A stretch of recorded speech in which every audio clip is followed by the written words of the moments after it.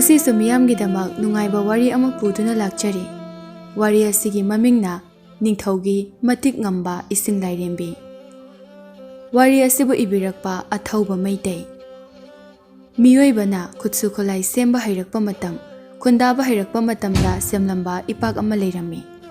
Ipak aduda chauraba hi ama tauduna leiba uri arapa mafamsingdagi. Mi ama oina poklabashu nungsiba karino masak khangzadabi nupi macha amasu hi aduda leirakpa kuire. Hi adu ipak aduda tauduna leirakpa chahi yamlakli. Aduga nupi macha adusu chahi yamlakli hi aduda hingduna leirakpa. Nupi macha adu mama mapa masak loina khanghawi. Mamaga mapagana magi maming loinga kaubirami. Nongma numit chap yungba matam amada loingana hi adugi mayaida longna hiplaga. Kaino atiyada paiba ucheksingsina painaba masaloina palaga aina pandrisina kayyoi jano. Nakanda nga fanaba in achauba amasu khanduna thammi. Nga chongkhalakpaga phananaba nga su amukta ani ahum chongkhalai. Loingana nga sing aduda munna amuk yengi aduga kaigino nga singsina isingda dum laiba ngamaga aina ngamdarisina. Uchek mathi ama mamaida tuplauna tarai. Loingana haifet tangi. Sibu hauriro hautriro. Loinga ngang duna atiyada yenglaga longna hiplingai magi hisaw aduda karigumba amana kanna thenglakpagum tawi. Loinga fuklauna haugatli. Taurine amu. Hise mana thengmada loina hodoreba. Pad aduda karigumba amale adubu masakte nongmata ude. Kaino sibo nongmata su isingda tongkhalakte. Isingse khara nai sanaramlaga adum mangkhrani. Toina thokprasu amuk thokde. Tha amada amuktang yam phawba mina tangna mapal tholakpagi mawongda. Thenglamlaga isingase loina nairamlaga hekta mangkhrani. Loinga matomta ngang duna hi aduda magi tumpham leifamda changki. Nga ama pairaga pad adudagi yengkibada arapa mafamsingda achauba yum konung kayasu sanagi machugum langna leiba uri. Nakal amada chingsang pareng awangba ching kaya leiba uri. Aduga nakal amadana umang achauba amasu leiri. Pad asida tarakliba achauba turel amasu lei. Maikai mari asina ipak asibu koshinduna leirami. Numidangi matamda konung adudagi achauba maizau kaya thaduna lanmi singna amamba atiyada maigi ten kaya kapkhatuna atiyagi phazaraba kumhai kaya sanaduna leipak adugi mioi singbu nungai hali. Mainga sing ado loingana marak ta hekek ui thasi numit khudengi. Maini ni kapise. Phazai he. Kuire maiga masak ukhidaba. Nung amata su yawramde. Hi ne na asuk zawraga. Hon bati tokro. Machi phawleng bangamde. Hi ne na. Mi chama chani tongnaba sembani na. Mai sing adu ubada loinga wakhal ama lai mapana hek tawba ama ningsing lai. Oho. Ai kainum tawke. Hi aduda yauriba thanga ma puthorei. U makak matum taba ama hi adudagi thudei. U amada thanga duna makhul hutlaga u machai amaduna uru ungbi sanarami. Ngaihak ungbada u adu mai chaklai. Hi aduda mai chakpa adu ubada arapadagi lanmi kharana mai pairaga pad adugi mataida yenglaga leiba adu loingana urami. Chahi kaya hi aduda mai anganba urudraba matungda ngasi numidang aduda amuk ubani. Lanmi sing aduna leibak adubu senariba miyoi aduda pau pirami. Mai se chaklingai sida nga se lauraga chage. Kuire chahi 15 suramani. Nga se maida lauraga charaktaba. Loinga nga khara charaga higi matonda leplaga kuine yengi. Ayingba nungshina hakchangda yeibada karigumba ithil ama phawri magi thamoida. Nungshiba natraga nungshiba masak takpa lakpa nungshitki sahum amagum. Masu miyoibani thamoi palibani. Adubu loingadi nungshiba karino khangdabanina mangonda phawribado haifam khanglamde. Nakal amaromda leipak adugi miyoising miyam pumba angakpa phawnarami pau adu tabada. Ahing aduda leipak miyam thoknarakduna hi adubu yengba laknarami. Hi adu yengba laklibasing adugi maraktagi nupi amana tawradabani aikhoigidi kainom tawbaga yengba laknadoigi. Khongbada lay ama salasu koiba yengba chanarakani. Koiba langbada ngaujaba oina tawradana yengningde midnight. Nupa amana Ibema nangbu kari lamdaino kari lekaidaino karigino dada chumna hangbani ibema sawgonu nasak ukrabagum tawi ai swaidai nati moibung kholdaine ibema su yengbala inatro hida mai chakpase nangi dusu khongbalda lay ama satpada koiba chaki haibaduga haifin manadro nupidu khawang ko yengi aduga tumina laikre ikaibagi loingadi ngakpana loire patpana dugi mataida maira mayam ama pairaga leiriba singadu ubada kaino nang kai udaba moni ne hoji urise maigi kumaiga lei jalo asikul siba ngasai dagi maibul kapo charu iku mai thabo loinga du mai singadu yenglaga matomta wari saraga lei somdana butho inega lamai thanbi tho inega mai magi thokpa pangangda ngangna rami loinga so manungdagi mai ama chukhatlaga hi adugi matonda yunglaga thammi maibul paire haiduna amuk launa rami tawriba mataw aduda sigi maise mulhanba yade nungtigi mai hogot pangamoi u singse thudekpada hi se amuk yararoi ngasi ahingi maigi kumai loikre higi maiso machi lengkhidare haiduna miyamna mayum da hanakre lami kharadi mai adubu yengduna lehawi nongale ayuk aduda lebak adugi angom kauba nupa ama laktuna pat adugi mataida leptuna lei hi achaupa aduda yengduna manai kharagaso wari sari lapna leiba lanmi amana aikhoigi angomse ningthau oyo haibusu yade miyam marakta adum lei lepak asigi ningthauna leiramba konung asisu miyamgi lanne haiduna miyamgi oihanduna leipaki thaudo wathok khudingmakta konung asida loina pangthokhali lanmi amana ningthau oiramba mapado adusu ningthauni haijabagi wani michamga chap manana lei achamba mi marakta iningthau haina kaurabasu kaurakanu tada khura haina kaunasi hai ningthau haibasidine aikhoina nungsibadagi kaubiba maminga chap manakre lanmi amana mo hairai mapadagi matik magul tade phibam lalong haisingba mapangal kanba masak matauda mapadagi chang karisu tade chap mane haibaduni aikhoigi angomna budi khara hena matik maya henba budi male asomda angomgi manakta ahal amasu lepli angomna kayam chauna mai ngali no khura hi asida numida ngalam liba aduba thoidokpa ichau chauba lamai thanbi nate da ibungo ahal adu pau tambada machu khara thakchili wari makha tarai masida ko khaga wanga pitpa koi chong adana mathakta amuk paikhat isingda amuk lup kumai amani bungo lanmi amana machin khuthi amani ni masi halse ahingdagi leiraise aikhoini hojikta thoglaaga masi halse chin kha thirakani ngase imana pokpadagi sizinarakiba chinna mathirakani ko ngase lanmi amana itaw nangna pariba tado langsilaga panbam te yengune karigi paloidune itaw phaklangda langba khuding nongmata soiba khudna tene lanmi amana onthokpa haibaduni wari nungaigara khalubani lanmi amana itawbe aigi dasidi thauri asangba makiraga hijaw asida langkrasira hida yunghalaga hisida amuk chasira khalibani lanmi aduna ngangliba ado angomna tarami angomna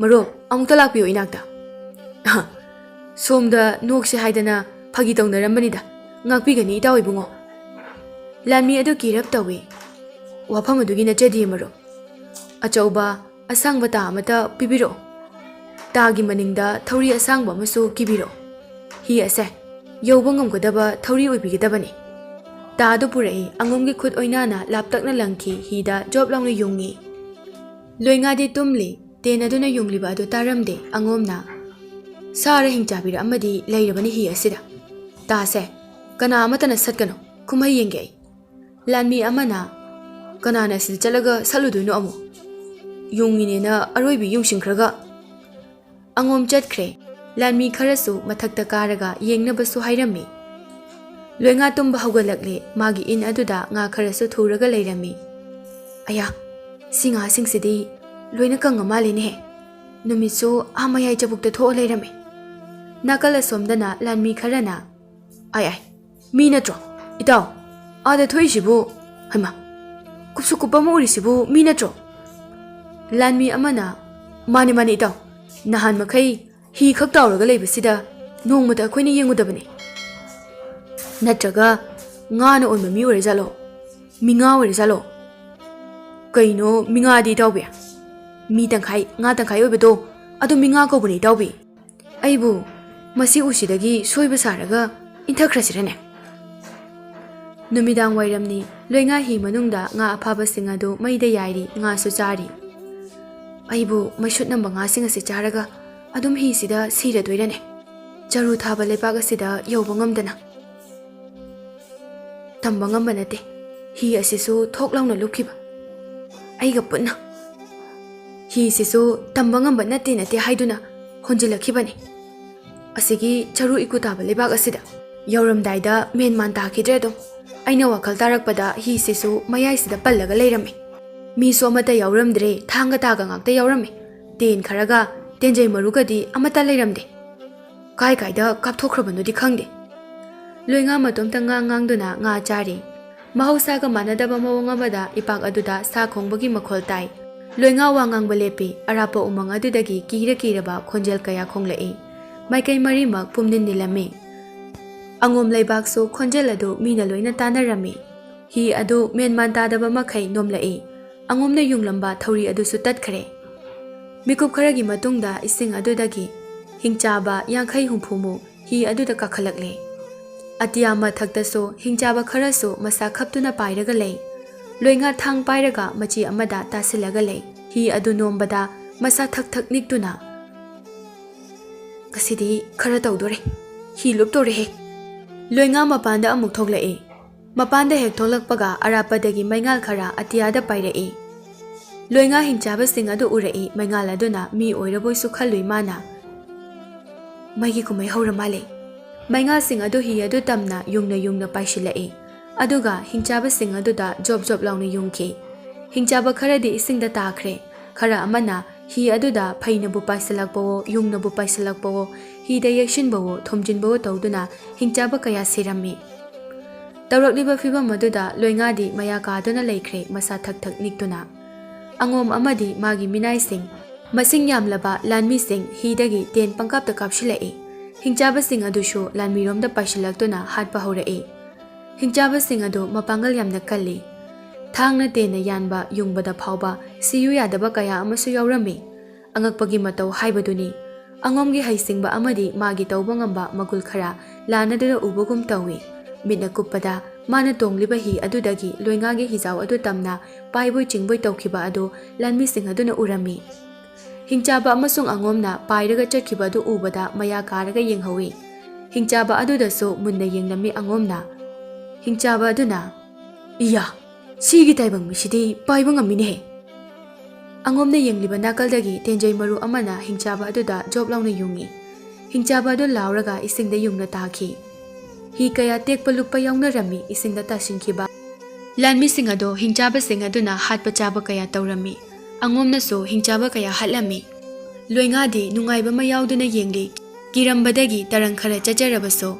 Hingchaba amana loinga da ta pairaga mathakta wangna paikhatli. Angomna paikhatpoi chingkhatpoi tawraga thangna job yansili. Aduga mangakto kakthalaga hingchaba amada job launa thomi aduga loinga do oklaga hida thammi. Hingchaba adu makokta panbadagi lauraga mathak aduda koi pai makok ngauraga aduga umanglomda kaplaga paikhre.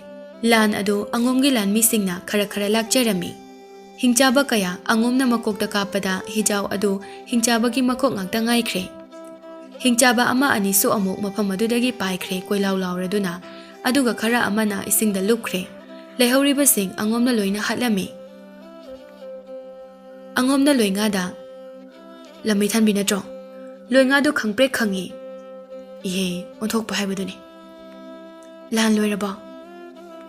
Loire. Nangbu kibra. Kide. Kidaga karigi kaplak neiba.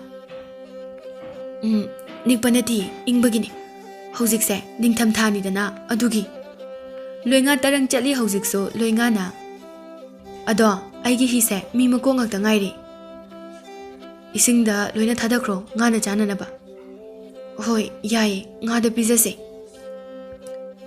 Angomna loinga do magi leipakta purai loinga di angomda yengduna laikre hi aduda tongna.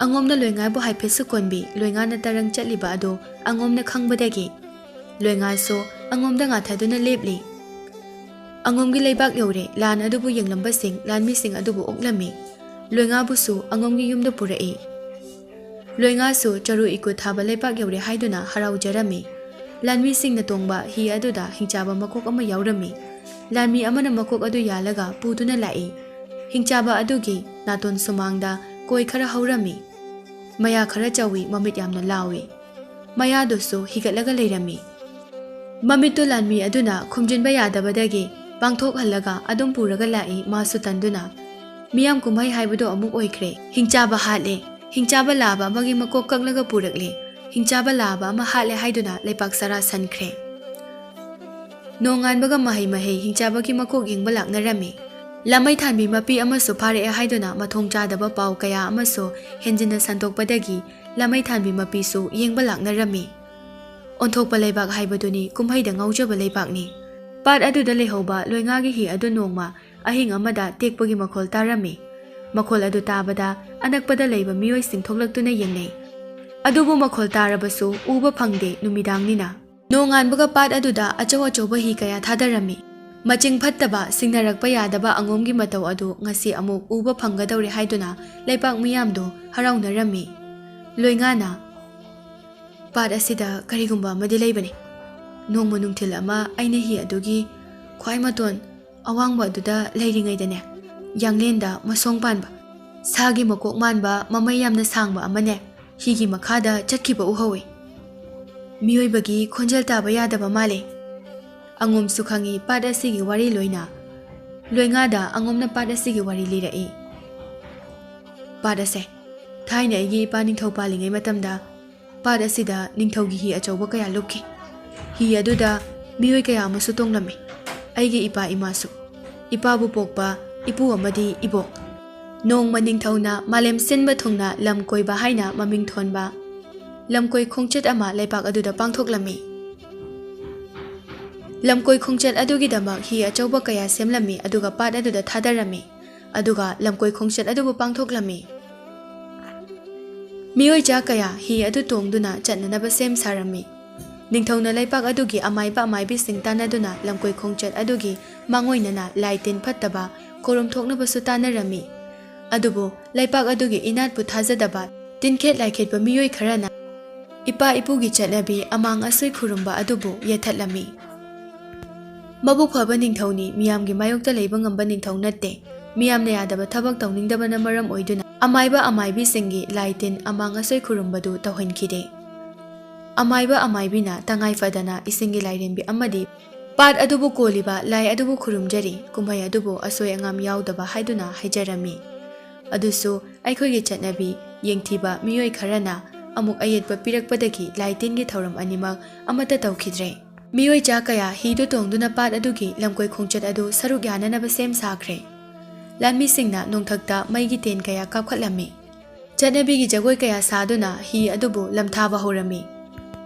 ꯍꯤꯁꯤꯡ ꯑꯗꯨꯅ ꯄꯥꯠꯌꯥ ꯌꯧꯔꯛꯄꯗ ꯄꯥꯠ ꯑꯗꯨꯗ ꯆꯦꯟꯊꯔꯛꯂꯤꯕ ꯑꯆꯧꯕ ꯇꯨꯔꯦꯜ ꯑꯗꯨꯗꯒꯤ ꯑꯣꯟꯊꯣꯛꯄ ꯃꯇꯧ ꯑꯃꯗ ꯋꯥꯡꯂꯕ ꯏꯁꯤꯡꯒꯤ ꯏꯊꯠ ꯑꯃ ꯂꯥꯛꯇꯨꯅ ꯄꯥꯠ ꯑꯗꯨꯗꯒꯤ ꯍꯣꯟꯇꯣꯔꯛꯄ ꯍꯤꯖꯥꯎꯁꯤꯡ ꯑꯗꯨꯗ ꯌꯩꯁꯤꯟꯗꯨꯅ ꯊꯣꯝꯇꯠꯂꯝꯃꯤ꯫ हि kaya ꯑꯃ ꯏꯁꯤꯡꯗ ꯂꯨꯞꯄ ꯇꯦꯛꯄ ꯇꯧꯔꯝꯃꯤ꯫ ꯃꯤꯑꯣꯏꯆꯥ kaya ꯍꯤꯅ ꯀꯨꯞꯁꯤꯟꯗꯨꯅ ꯄꯥꯠ ꯑꯗꯨꯒꯤ ꯏꯁꯤꯡ ꯃꯅꯨꯡ ꯑꯗꯨꯗ ꯂꯨꯞꯁꯤꯟꯗꯨꯅ ꯃꯤꯑꯣꯏꯆꯥ kaya ꯑꯃ ꯁꯤꯔꯝꯃꯤ꯫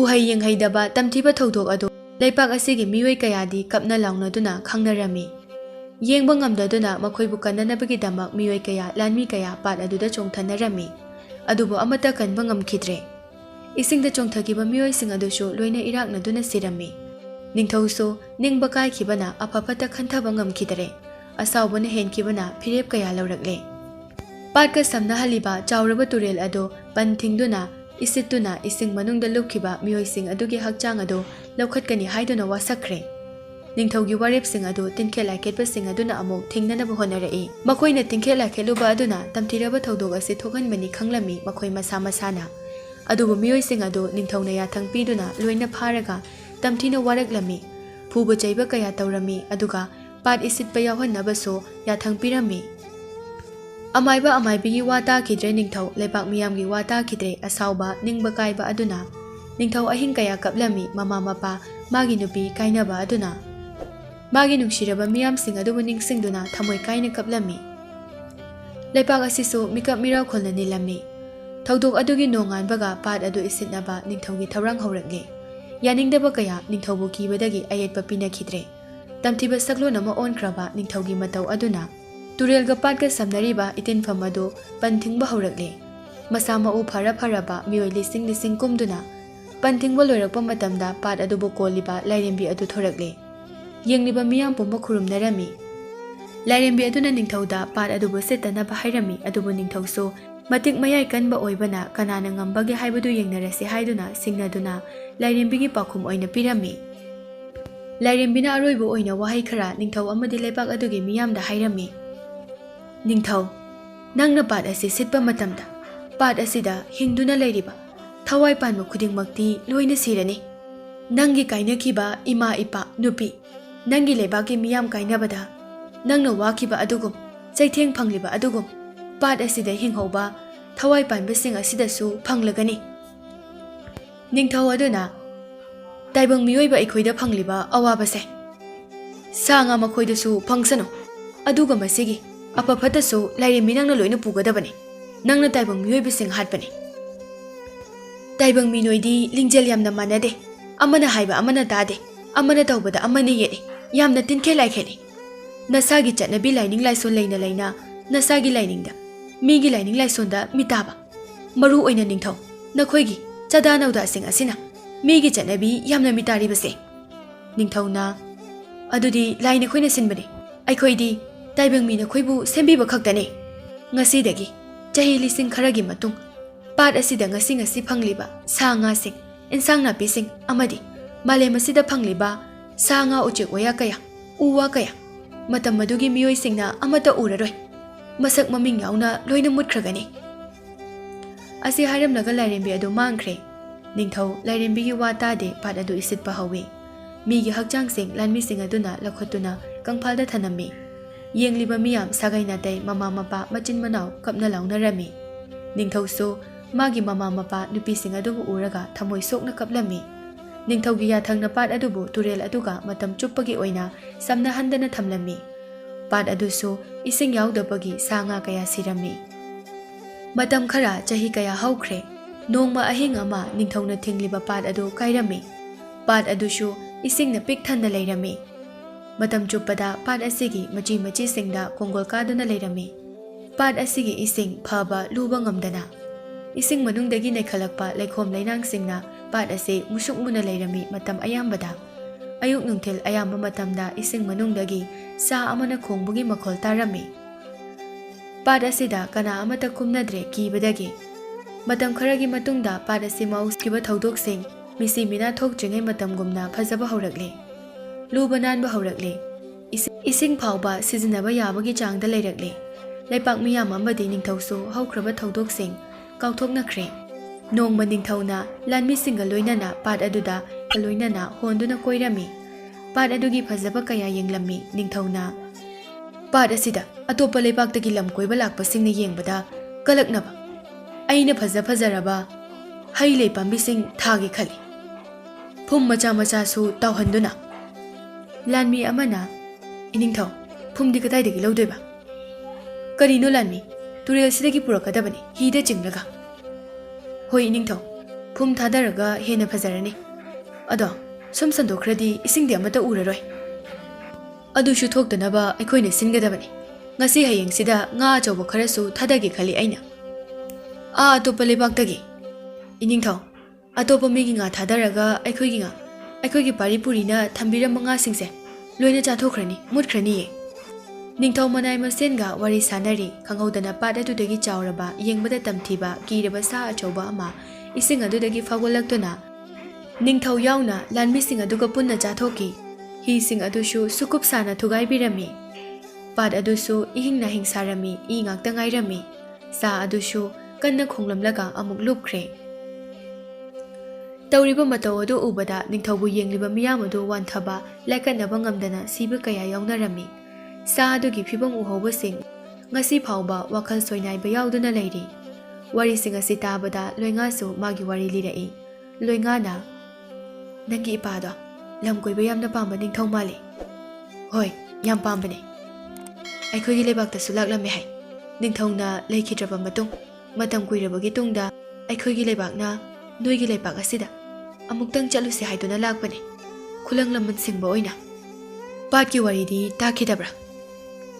ꯅꯤꯡꯊꯧ ꯁꯤꯈ꯭ꯔꯦ ꯍꯥꯏꯕꯗꯤ ꯇꯥꯈꯤ ꯍꯥꯏ, ꯑꯗꯨꯕꯨ ꯄꯥꯠꯁꯤꯒꯤ ꯋꯥꯔꯤꯗꯤ ꯇꯥꯈꯤꯗꯕ ꯃꯥꯜꯂꯤ ꯀꯅꯥ ꯑꯃꯠꯇꯅ꯫ ꯄꯥꯠ ꯑꯁꯤꯒꯤ ꯋꯥꯔꯤ ꯑꯇꯣꯞꯄ ꯂꯩꯕꯥꯛꯇ ꯇꯥꯍꯟꯗꯕꯅꯤ, ꯂꯂꯣꯟ ꯏꯇꯤꯛꯀꯤ ꯃꯔꯤ ꯐꯠꯂꯣꯏꯗ꯭ꯔꯥ ꯈꯟꯕꯗꯒꯤ꯫ ꯑꯩꯈꯣꯏꯅ ꯇꯨꯔꯦꯜ ꯑꯁꯤꯗꯒꯤ ꯄꯥꯠ ꯑꯁꯤꯗ ꯍꯤꯁꯤꯡ ꯊꯧꯖꯤꯜꯂꯛꯄꯗ ꯑꯩꯈꯣꯏꯒꯤ ꯃꯥꯡꯗ ꯍꯣꯜꯂꯤꯕ ꯍꯤ ꯃꯌꯥꯝ ꯊꯨꯗꯦꯛꯄꯒꯤ ꯃꯈꯣꯜ ꯇꯥꯔꯝꯃꯤ ꯄꯥꯠ ꯑꯁꯤꯗ꯫ ꯑꯩꯅ ꯋꯥꯈꯜ ꯇꯥꯔꯛꯄꯗ ꯏꯇꯣꯝꯇ ꯍꯤ ꯑꯁꯤꯗ ꯂꯩꯔꯝꯃꯤ꯫ ꯏꯃꯥꯒ ꯏꯄꯥꯒ ꯑꯩꯈꯣꯏ ꯑꯍꯨꯝ ꯄꯨꯟꯅ ꯂꯥꯛꯄꯅꯤ, ꯅꯤꯡꯊꯧꯁꯨ ꯌꯥꯎꯔꯛꯈꯤ, ꯑꯩꯈꯣꯏ ꯂꯩꯕꯥꯛꯀꯤ ꯃꯤꯑꯣꯏꯁꯤꯡꯒ ꯂꯣꯏꯅꯅ꯫ ꯊꯧꯗꯣꯛꯁꯤꯡ ꯑꯗꯣ ꯑꯩꯈꯣꯏꯁꯨ ꯎꯍꯧꯏ, ꯑꯗꯨꯕꯨ ꯀꯟꯕ ꯉꯝꯃꯣꯏ ꯍꯥꯏꯕ ꯈꯪꯕꯗꯒꯤ ꯃꯣꯏꯒꯤ ꯃꯇꯦꯡ ꯄꯥꯡꯕ ꯉꯝꯈꯤꯗꯕꯅꯦ꯫ ꯑꯗꯣ ꯍꯧꯖꯤꯛꯇꯤ ꯑꯩꯕꯨ ꯀꯟꯕꯤꯔꯤ, ꯃꯇꯦꯡ ꯄꯥꯡꯕꯤꯔꯁꯤꯗꯤ꯫ ꯑꯗꯣ ꯅꯪꯕꯨ ꯌꯨꯝꯗ ꯀꯃꯥꯏꯅ ꯍꯟꯗꯣꯏꯅꯣ ꯂꯣꯏꯉꯥ?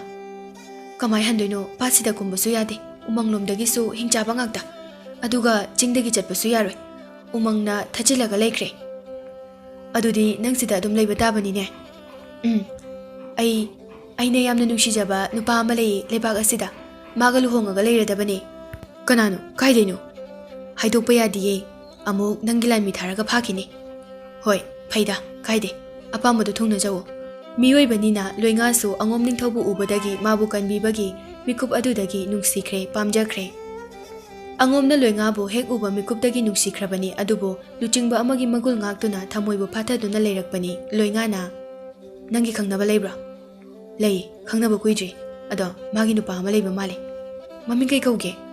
ꯂꯣꯏꯉꯥ ꯀꯧꯏ꯫ ꯂꯣꯏꯉꯥ ꯂꯣꯡꯅ ꯍꯥꯏꯊꯈꯤ, ꯋꯥꯟꯊꯈ꯭ꯔꯦ ꯑꯉꯣꯝꯒꯤ ꯋꯥꯗꯨ ꯇꯥꯕꯗ꯫ ꯑꯉꯣꯝꯅ, ꯀꯃꯥꯏ ꯇꯧꯕ ꯅꯨꯄꯤꯅꯣ ꯁꯤꯕꯣ? ꯋꯥꯟꯊꯗꯣꯏꯗ ꯇꯧꯔ ꯂꯩ꯫ ꯑꯉꯣꯝꯅ ꯏꯁꯤꯡ ꯆꯥꯏꯕꯤꯔꯒ ꯍꯧꯗꯣꯛꯏ ꯂꯣꯏꯉꯥꯅ꯫ ꯑꯗꯨꯃꯥꯏꯅ ꯍꯦꯛꯇ ꯍꯥꯏꯅꯕ꯭ꯔꯣ ꯅꯨꯡꯁꯤꯕ ꯃꯤ ꯑꯃꯗꯕꯣ? ꯃꯇꯝ ꯃꯥꯡꯅꯕꯅꯤ ꯂꯣꯏꯉꯥ, ꯀꯣꯏꯊꯣꯛꯇꯅꯒ ꯂꯩꯕꯗꯣ ꯑꯩ ꯀꯌꯥ ꯍꯩꯅꯗꯦ꯫ ꯅꯨꯡꯁꯤꯔꯗꯤ ꯗꯣꯡ ꯗꯣꯡ ꯍꯥꯏꯒꯗꯕꯅꯤ꯫ ꯑꯩꯗꯤ ꯅꯨꯄꯥ ꯑꯁꯦꯡꯕꯅꯤ, ꯌꯥꯅꯤꯡꯉꯥꯏ ꯌꯥꯎ, ꯌꯥꯅꯤꯡꯗ ꯇꯣꯛꯎ, ꯅꯋꯥ ꯂꯧꯗꯦ꯫ ꯅꯪꯅ ꯑꯩ ꯃꯤꯡ ꯄꯜꯂꯛꯄꯗꯣ ꯑꯗꯨꯗ ꯇꯔꯪ ꯆꯠꯄꯅꯤ꯫ ꯀꯅꯥ ꯈꯪꯅꯤ ꯅꯪꯗꯤ ꯑꯩ ꯅꯨꯡꯁꯤ ꯍꯥꯏꯕ? ꯍꯦꯛ ꯎꯕꯗ ꯅꯨꯡꯁꯤꯈ꯭ꯔꯦ ꯍꯥꯏꯇꯥꯔꯦ ꯅꯪꯁꯦ꯫ ꯑꯩꯁꯨ ꯅꯪ ꯍꯦꯛ ꯎꯕꯗ ꯅꯨꯡꯁꯤꯈ꯭ꯔꯦ ꯍꯥꯏꯇꯥꯔꯦ꯫ ꯑꯗꯨꯗꯤ ꯑꯩ ꯅꯪ ꯂꯧ ꯇꯥꯔꯦ, ꯂꯧꯖꯧꯅ, ꯌꯥꯕꯤꯔ ꯂꯣꯏꯔꯦ꯫ ꯃꯈꯣꯏ ꯑꯅꯤꯒꯤ ꯅꯨꯡꯁꯤꯕ ꯐꯣꯡꯗꯣꯛꯅꯕꯗꯒꯤ ꯊꯃꯣꯏ ꯄꯤꯅꯈ꯭ꯔꯦ꯫ ꯏꯄꯥꯛ ꯑꯗꯨꯗ ꯂꯩꯔꯤꯕ ꯁꯥ ꯑꯗꯨꯁꯨ ꯅꯤꯡꯊꯧꯅ ꯍꯥꯠꯈ꯭ꯔꯕꯒꯤ ꯃꯇꯨꯡꯗ ꯑꯃꯨꯛ ꯍꯟꯅ ꯂꯩꯕꯥꯛ ꯑꯗꯨꯒꯤ ꯃꯤꯑꯣꯏꯁꯤꯡꯗ ꯑꯌꯦꯠꯄ ꯄꯤꯈꯤꯗ꯭ꯔꯦ꯫ ꯂꯩꯕꯥꯛ ꯑꯗꯨꯒꯤ ꯃꯤꯑꯣꯏꯁꯤꯡ ꯑꯗꯨꯁꯨ ꯄꯥꯠ ꯑꯗꯨꯗ ꯈꯨꯠꯅ ꯐꯥꯎꯕ ꯊꯦꯡꯅꯈꯤꯗ꯭ꯔꯦ꯫ ꯅꯥꯀꯜ ꯑꯃꯔꯣꯝꯗ ꯎꯃꯪ ꯑꯗꯨꯗ ꯂꯩꯕ ꯍꯤꯡꯆꯥꯕ ꯀꯌꯥꯅꯁꯨ ꯄꯥꯠ ꯑꯗꯨꯕꯨ ꯈꯨꯗꯨꯝ ꯆꯟꯅꯕ ꯍꯣꯠꯅꯔꯝꯃꯤ꯫ ꯄꯥꯠ ꯑꯗꯨꯗ ꯂꯩꯕ ꯉꯝꯂꯤꯕꯁꯤ ꯍꯤꯡꯆꯥꯕꯁꯤꯡ ꯑꯗꯨ ꯈꯛꯇ ꯑꯣꯏꯔꯝꯃꯤ꯫ ꯍꯤꯡꯆꯥꯕꯁꯤꯡ ꯑꯗꯨ ꯇꯥꯏꯕꯪ ꯃꯤꯑꯣꯏꯕ ꯅꯠꯇꯕꯅꯤꯅ ꯃꯔꯝ ꯑꯁꯤꯗꯒꯤ ꯍꯤꯡꯆꯥꯕꯁꯤꯡꯅ ꯄꯥꯠ ꯑꯗꯨꯕꯨ ꯈꯨꯗꯨꯝ ꯆꯟꯅꯅꯕ ꯑꯃꯨꯛ ꯇꯧꯔꯝꯃꯤ꯫